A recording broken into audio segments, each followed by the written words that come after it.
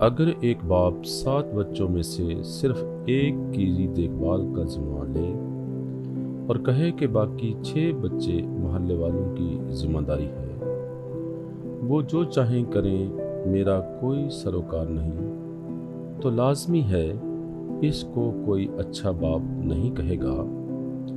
یہی بات مسلم حضرات اللہ کے بارے میں کہتے ہیں کہ اس کے اتنے کلام، مگر صرف ایک کی حفاظت کی ذمہ داری لی، باقی دوسرے کلام انسانوں کے رحم و کرم پر چھوڑ دیے، ایسے خدا کو کیا کہا جائے؟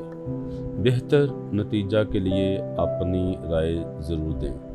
ہماری مزید ویڈیو دیکھنے کے لیے ہمارے یوٹیوب چینل اور فیس بک کو دیکھیں، اور اپنی غلط فہمی دور کرنے کے لیے ہمارے اس جی میل اور ہمارے اس واٹس ایپ نمبر پہ رابطہ کریں۔